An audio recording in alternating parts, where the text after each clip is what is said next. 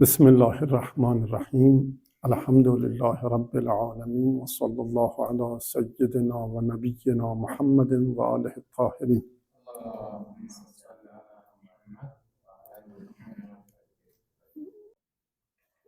Dans la dernière séance, en fait, nous avons commencé avec les frères ici pour avoir des cours sur le commentaire du Coran, tafsir.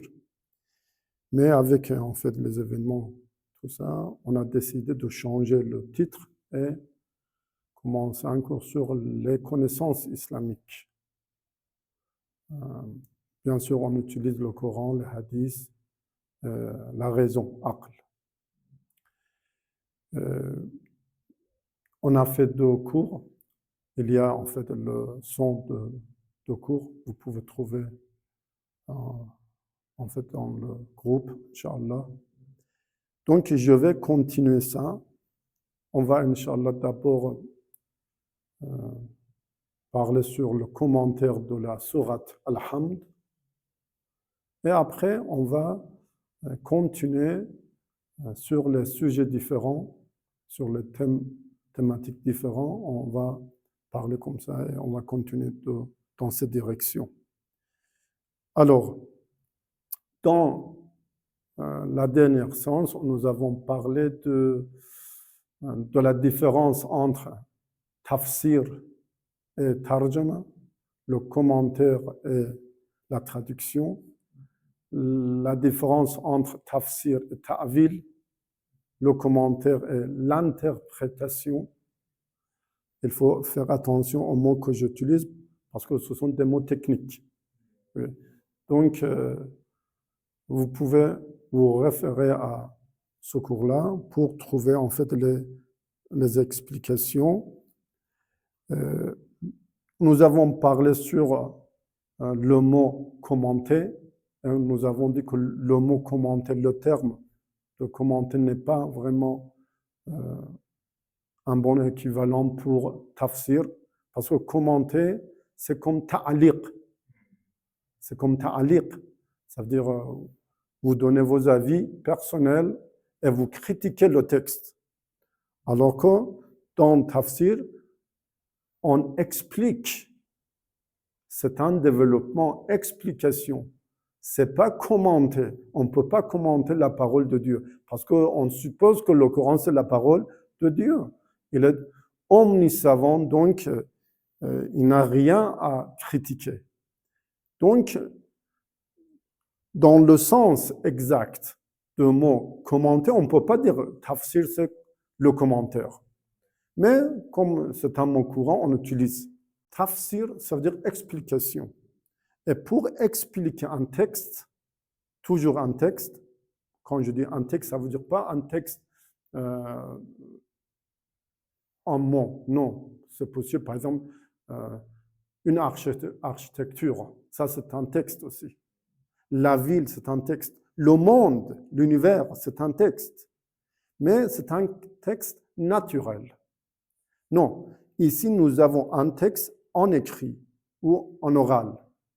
Donc, dans tafsir, on essaie d'expliquer et développer le texte. Selon quoi? Selon le dictionnaire de la langue arabe. Selon le texte lui-même. Parce qu'on explique chaque verset, chaque mot, chaque terme coranique par les autres versets. Donc, la source pour tafsir, c'est dictionnaire, texte et hadith. Et aql. Ce sont en fait les sources pour le commentaire du Coran. Texte, c'est le Coran. Nous n'avons aucun doute sur l'authenticité du Coran. Nous sommes tous d'accord que c'est le Coran,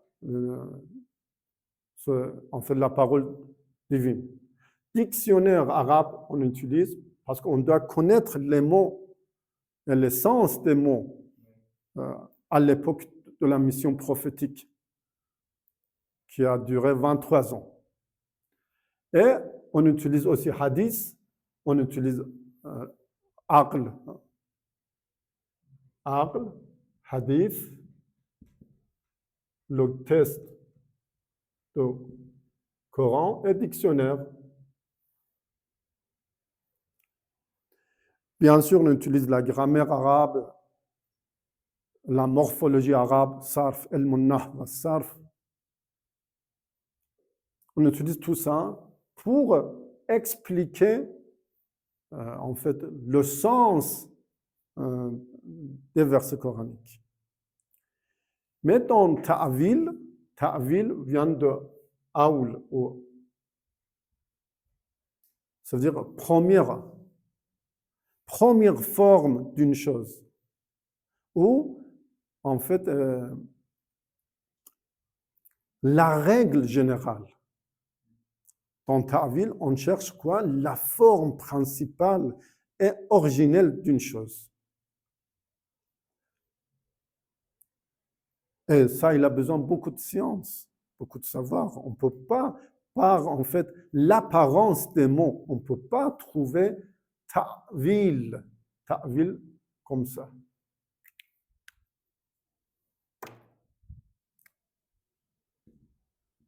Ta'wil, ça veut dire arriver à la première forme d'une chose. Wa in min shay'in illa indana khaza'inu. Les réserves de toute chose existent. Arriver à premier niveau, c'est pas facile. On ne peut pas trouver par l'apparence des mots. Alors que dans tafsir, nous sommes dans l'apparence.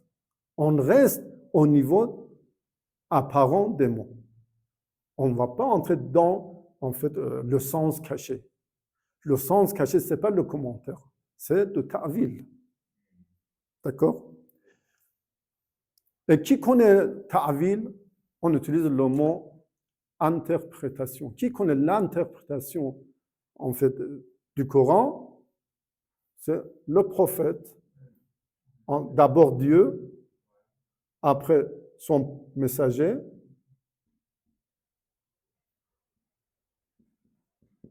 et puis Ahlul Bayt, imam.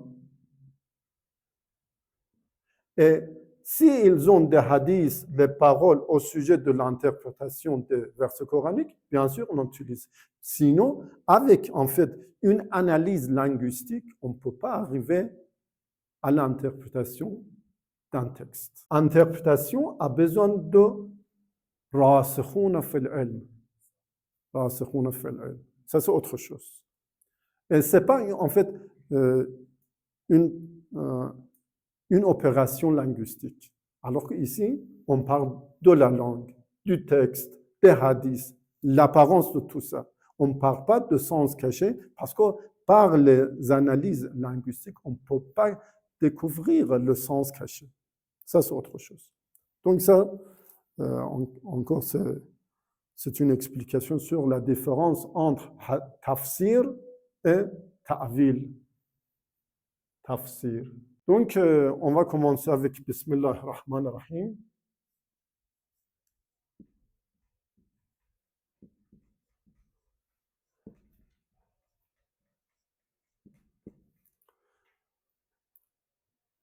Normalement, on traduit comme ça, comme nous avons écrit ici, au nom d'Allah, le tout miséricordieux, le très miséricordieux. Ça, c'est presque une traduction courante de ce verset-là. Mais notre cours, ce n'est pas en fait comme une traduction, on doit expliquer un petit peu plus. D'abord sur Ba. Qu'est-ce que ça veut dire en fait Ba dans Bismillah?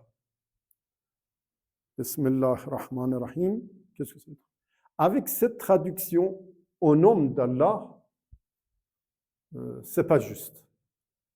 Parce que quand on dit au nom de quelqu'un, c'est pas le sens qu'on a dans la langue arabe. Au nom de roi, je vous arrête. Au nom de la loi, je vous arrête. Ça, c'est au nom de C'est dans ce sens. Alors qu'ici, on ne veut pas dire au nom d'Allah, comme au nom de roi. Vous voyez? Au nom d'Allah, c'est-à-dire avec la permission du roi. Comme je suis représentant du roi, alors je vous arrête. En considération de la place importante du roi, alors je vous arrête. Parce qu'il m'a donné cette permission-là. Donc, cette traduction, elle manque quelque chose. Pourquoi? Parce que le bas ici, c'est ba'ul ista'ana, ba'ul ibtada. Ça veut dire par. C'est comme on dit, on utilise a au sens de moyen. C'est-à-dire par le moyen des noms d'Allah, à l'aide des noms d'Allah.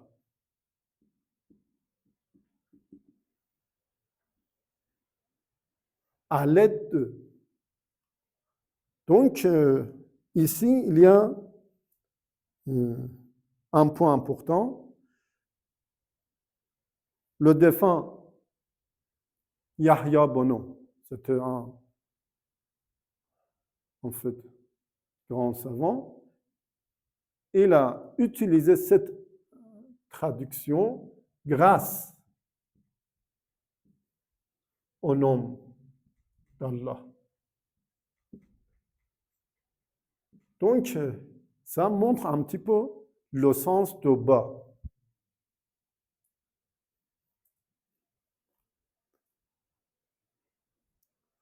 Donc, Bismillah, on utilise en fait bas dans ce sens-là. Grâce au nom d'Allah. On va commencer sur le mot Esm. Esm. Ici, bas plus Esm, elle est devenue Besm. Pourquoi? Parce que on utilise beaucoup ça. Sinon, par exemple, si vous dites Besmihi Ta'ala, il faut écrire comme ça. Besmihi. Il ne faut pas écrire Besmihi Ta'ala. Comme ça, non. Ça, c'est incorrect. Donc, si on respecte les règles de l'orthographie arabe, il faut écrire Besmihi Ta'ala avec Hamza. Et ce Hamza, c'est Hamza de Wasl. Hamza de liaison. D'accord? Donc, Besme. Il faut expliquer sur le mot Esm. Qu'est-ce que Esm? J'explique ça. Vous savez, dans la langue arabe, chez les grammairiens, nous avons deux tendances importantes. Les Koufiyoun, les Basriyoun. Les Koufites et les Basrites. D'accord? Koufites, ils disent Esm, la racine de Esm, c'est Wasama. Wasama, Yasemon, Wasman ou Sematan.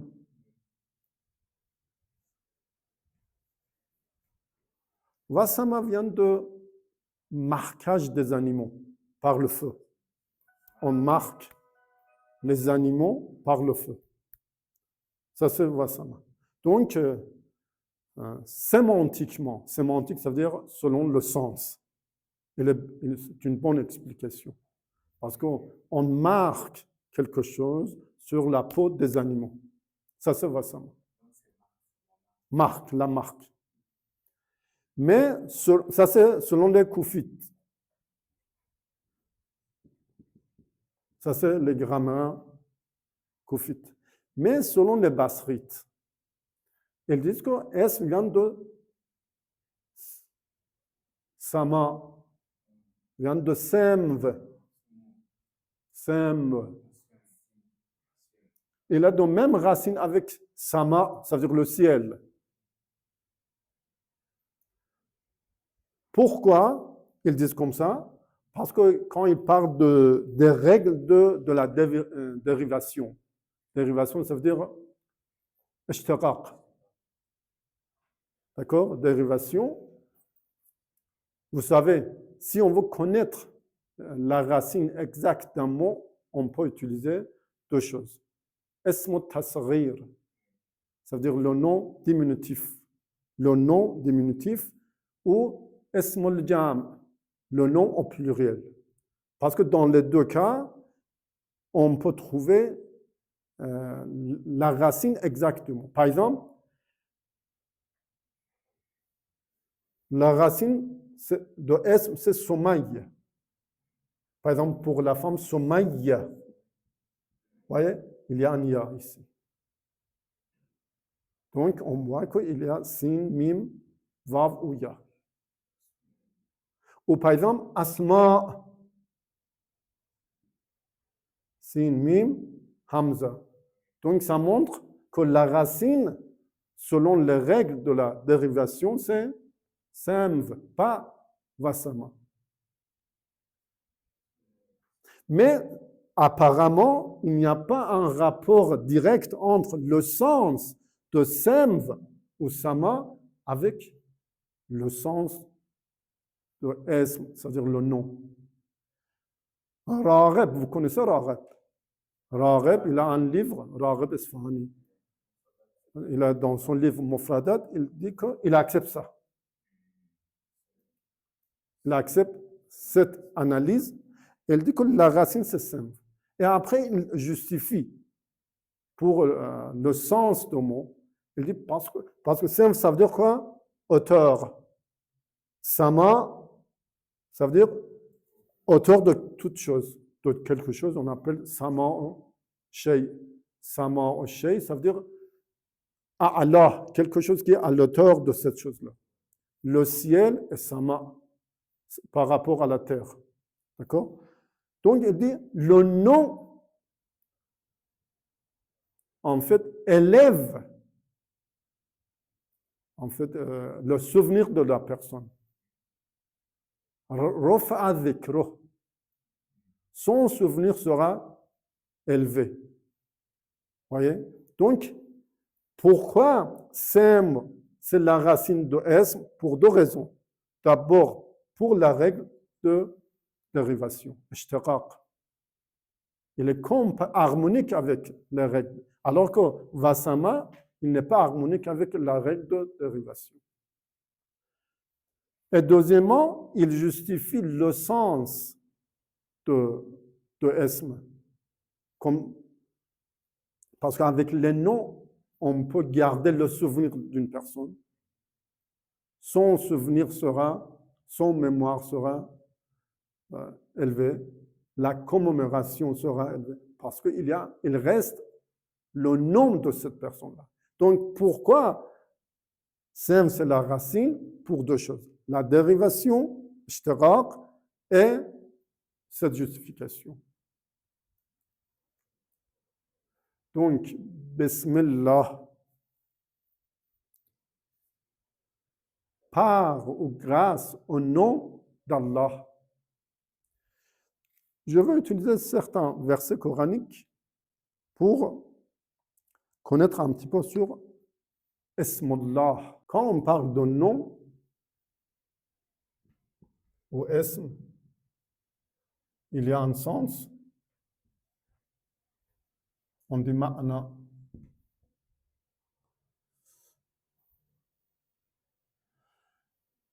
En général, on peut dire signifiant. On appelle dal. Dal, signifiant. Et signifié. Madloul. Dal, madloul. Ou dans un sens, ism, musamma. Ism, musamma. Et la relation entre signifiant et signifié, c'est quoi? C'est comment? Nous avons en fait trois types de signification, soit rationnelle, on dit aqli, la signification rationnelle. C'est comme la journée ou le jour signifie lever de soleil. Donc, il y a entre la journée ou le jour et le lever du soleil, il y a une relation. Le jour est signifiant, le lever du soleil est signifié. Dal, madloul. La relation, c'est comment? Rationnel. Pourquoi? Parce que ça, c'est Allah, la cause. Et ça, c'est ma'aloul, ou effet.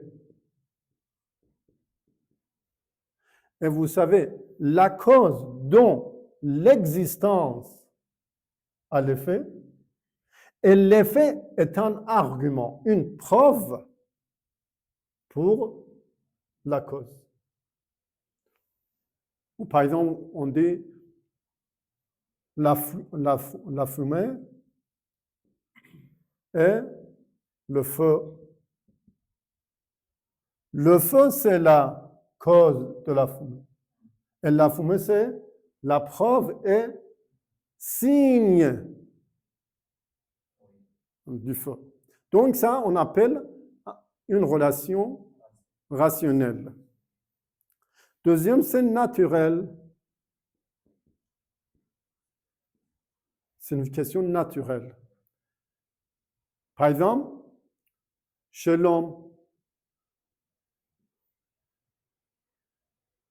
il tousse. Comme ça, on écrit tousses. Tousser. Il est signe de maladie.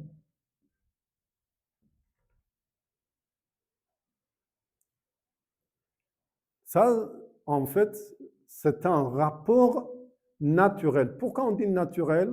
Parce que dans cette nature, dans la nature humaine, c'est comme ça. Peut-être dans une autre nature, par exemple, chez un autre animal, il n'y a pas cette relation. Donc, c'est naturel. Il est rationnel, mais limité dans une nature spécifique. Sinon, il y a un rapport rationnel entre les deux. Ça, c'est la cause, ça, c'est l'effet. Mais dans cette nature. Et troisième, c'est conventionnel. Conventionnel, on dit i'tibari. Rationnel, c'est aqli. Naturel, on dit tabi'i. Conventionnel, on dit i'tibari ou vaz'i. Vaz'i. Vous connaissez déjà. Donc, ici, quand on dit Bismillah, le nom d'Allah, est-ce que c'est un signe rationnel ou c'est un signe naturel ou c'est un signe conventionnel? Si on dit c'est un signe conventionnel, c'est-à-dire qu'on parle des mots. Par exemple, vous vous appelez comment? Ali. Par exemple, Ali pour la personne qui s'appelle Ali. Ce mot est conventionnel. Téhéran pour la ville de Téhéran. La Mecque pour la ville de la Mecque. Ce sont des noms conventionnels. Ah, dans le fort. Ça aussi, c'est conventionnel. On a utilisé de la connotation qui existe pour le feu rouge dans notre société. Il y a une connotation de stop. Oui. Donc, ça c'est conventionnel. Par exemple, vous êtes étudiant. Étudiant, c'est un nom pour vous. Est-ce que c'est un nom conventionnel?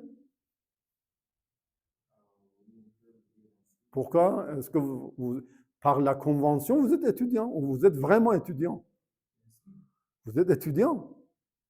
Vous êtes chercheur. Chercheur, c'est un nom non conventionnel pour vous. Vous êtes alim. Il y a une personne qui est jahil, ignorant. L'ignorance montre en fait une qualité réelle de cette personne-là. Ce n'est pas quelque chose par la convention, non. Donc, je pose cette question encore. Quand ici et partout, quand on parle de Ar-Rahman, Ar-Rahim, Allah, Shafi, Radiq, Alim, Qadir, Alim, Kabir, Azim, etc. Il y a beaucoup de noms pour de Dieu. Est-ce qu'on parle de quelle sorte de nom? Le nom conventionnel, ça veut dire on parle des mots. Bismillah, ça veut dire par un nom de Dieu. Ça veut dire le mot, lafz. Est-ce qu'on parle des lafz, des mots, des termes, ou on parle d'une autre chose? On peut dire qu'on parle des deux. C'est une règle. Dans le Coran, si une phrase, un mot, peut avoir plusieurs sens, et tous les sens sont légitimes, on accepte. Parce qu'un seul mot, une seule phrase peut avoir plusieurs sens. Donc, on l'accepte. On ne dit pas non, on accepte seulement ce sens-là et on refuse l'autre. Non. Donc, ça, c'est une règle générale dans notre commentaire. Ça, il faut écrire tout ça.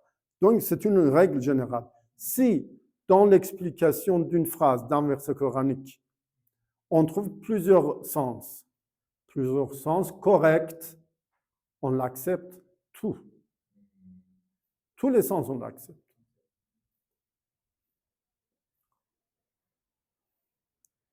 Ça vient, en fait, استعمال اللفظ في أكثر من معنى واحد. Ça veut dire, est-ce qu'on peut utiliser un mot dans plusieurs sens? On dit oui, c'est possible. Mais normalement, on n'utilise pas. Mais c'est possible. Donc, sur Ism Allah, il faut faire attention que Ism, on va utiliser en fait ça après, peut être un nom conventionnel. Pourquoi? Parce que même les noms conventionnels de Dieu sont importants. Vous n'avez pas le droit de toucher sans ablution, sans pureté, les noms écrits de Dieu. Ça, c'est le nom conventionnel. Pourquoi? Parce que Allah, dans notre langue, c'est comme ça. Dans d'autres langues, c'est autre chose. Donc, même la forme conventionnelle des noms d'Allah sont respectés. Même dans votre langue, doit être respectée. Pourquoi? Parce qu'il y a en fait une source. On va parler, Inch'Allah, sur le sens de Ism, qui n'est pas seulement une chose conventionnelle. On va parler. Je vais utiliser certains versets coraniques. Dans le Coran, la sourate Ar-Rahman, sourate 55, le verset 78. Tabaraka ismu rabbika dhil jalal wal ikram. Elle dit, le nom de ton Seigneur est béni. Tabaraka ismu. Ça veut dire, le nom de ton Seigneur est béni. Pas seulement ton Seigneur est béni, le nom de ton Seigneur aussi est béni. Tabaraka ismu rabbika dhil jalal wal ikram. Le verset 74, sourate 56, Al-Waqi'a. Fasabbih bismi rabbika al-azim. Tabaraka ismu rabbik zil jalali wal ikram. Tabaraka ismu, le nom de ton Seigneur est béni. Ou par exemple, Surat Waqi'a, le verset 74. Fasabbih.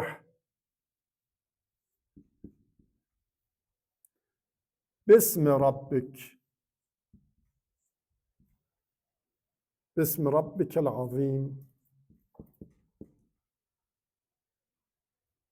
Fasabbih bismi rabbik al-azim, ça veut dire glorifie Dieu. Mais comment? Par les noms de ton Seigneur. Par les noms de ton Seigneur, tu peux glorifier Dieu. Donc, j'écris 74 sur 56, le verset et la sourate. Ou par exemple, dans le verset, plusieurs versets, nous avons ça. Le verset 121, la sourate 6, An'am. Vala ta'kulu mimma lam yudhkar ismullah alayh. Ne mangez pas de ce qui n'a pas été en fait utilisé le nom de Dieu. Par exemple, on égorge un mouton, on ne peut pas utiliser sa viande si on a égorgé sans en fait dire Bismillah. Pourquoi? Parce que Ism peut en fait bénir les choses. Il donne la bénédiction. Donc, le nom de Dieu est béni et transfère la bénédiction, les deux.